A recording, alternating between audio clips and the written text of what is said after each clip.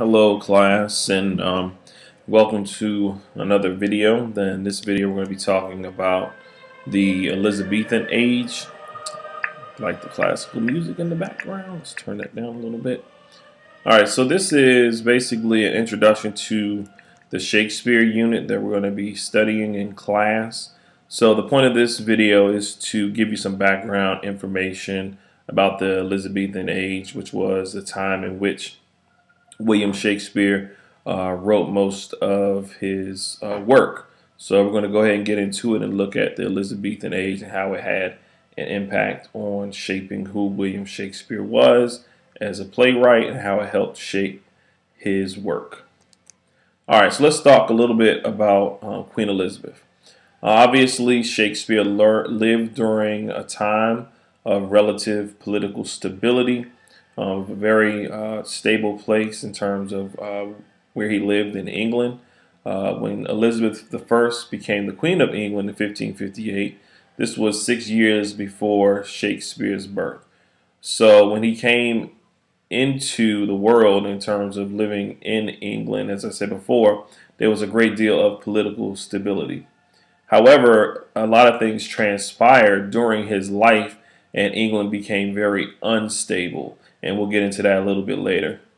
During her 45-year reign, London became a cultural and commercial center.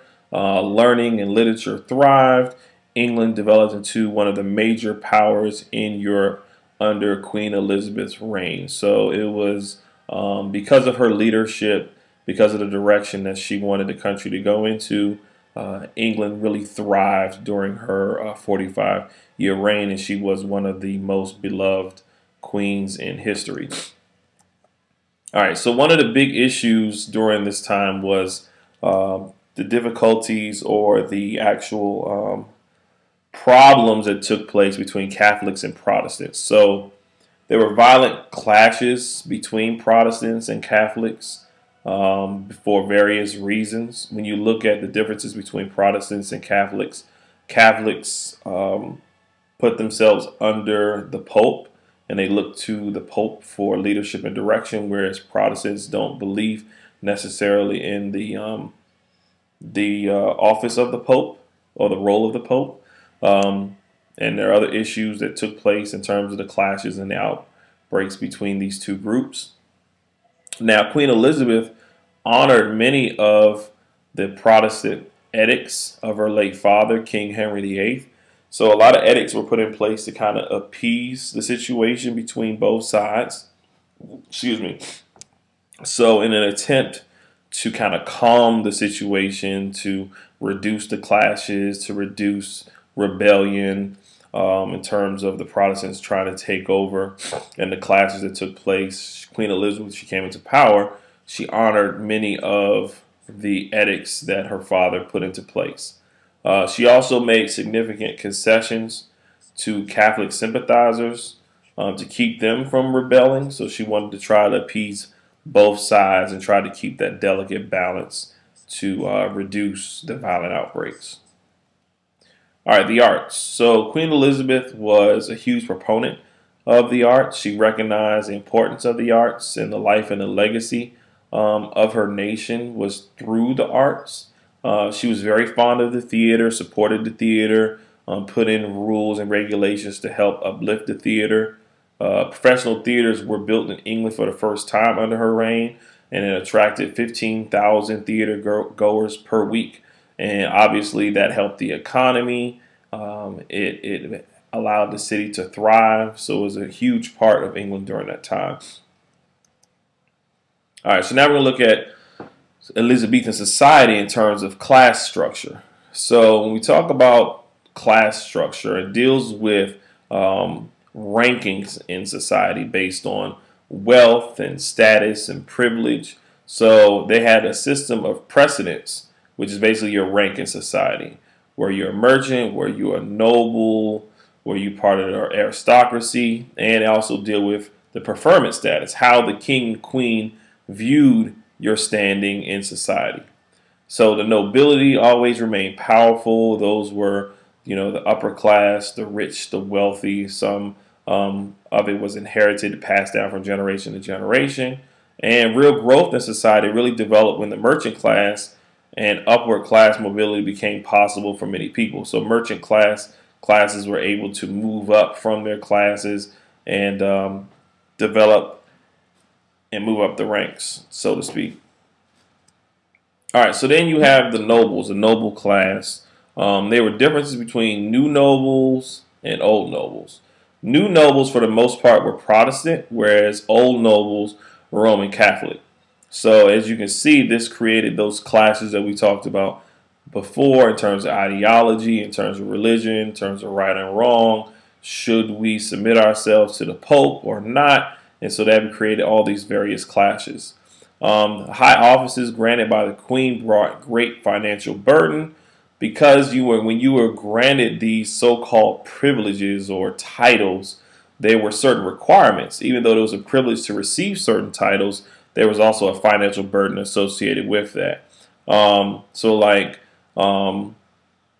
When the Queen went around the countryside and she needed to stay somewhere, what have you, the people who are given certain titles were expected to host the Queen and her kind of entourage, so to speak. But many families could not afford that honor. They could not really keep up with taking them in, feeding them, and doing all these various things.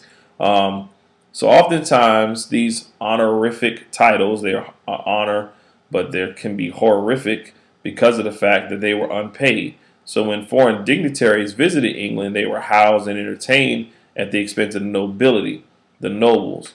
And this became a huge financial burden for the noble class and for just people in general who could not afford hosting.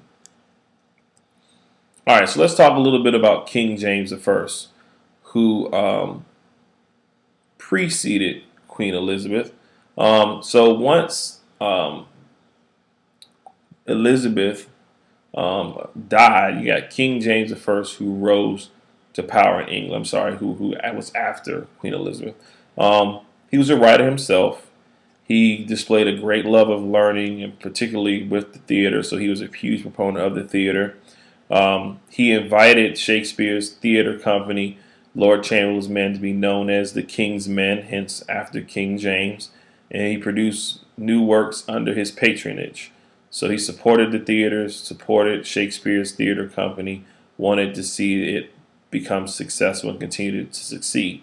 Also, one thing to know is that King James also commissioned a translation of the Bible from Latin to English, so that more people could readily read it, because Latin was typically for the wealthy, and your lower classes did not know how to speak Latin or read Latin. So in an effort to kind of make it more universal for everyone, he had it translated into English. And obviously, as you know, the King James Version of the Bible is one of the most known versions and most read versions in the entire world. All right, so continuing to talk about King James, he surrounded himself with untrustworthy advisors. He had this extravagant lifestyle, and the finances had an impact, and the patience of the Puritan-controlled Parliament was strained because of his extravagant lifestyle. When he died in 1628, his son Charles I came to the throne, but then there were continuing tensions between Parliament, which is the government, and the Crown, which is the office of the king, or the role of the king. So King Charles I eventually lost a bloody war to the Puritans, who basically tried to overthrow, or was successful in overthrowing the Church of England, and who executed the king. So when that happened, King Charles I, well, actually his son, King Charles II, fled because he didn't want to get killed. So during this whole time, the Puritans enacted many reforms. They took over the country. They closed the theaters. They essentially wanted to kind of get rid of what they viewed as sinful acts, things that were not pure, hence Puritan in a sense, and wanted to kind of clean slate. So the Commonwealth, which was put in place by the Puritans, lasted until Charles II, who I told you earlier, fled because he didn't want to get killed. He returned from France, claimed the throne, and installed the Restoration. So King Charles also reopened the theaters, but at this point, the kind of attractiveness of the theater had passed, and the theatrical high point had passed. So it was kind of on a downturn in terms of the interest in the theaters. All right, the last piece we're going to look at is religion. Religion was a huge piece. It was central to the society in which Shakespeare wrote. Queen Elizabeth, she made it mandatory to attend the Church of England. People who did not attend unless you were sick were punished with huge fines.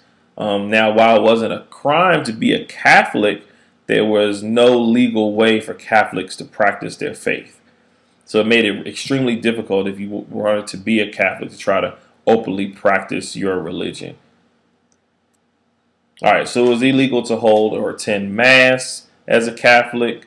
Now, this is where money comes into play because powerful people were less likely to be punished than other people. Many of the upper classes were exempt from the new oaths of allegiance to the Church of England, and often wealthy Catholic families were secretly maintained private chaplains.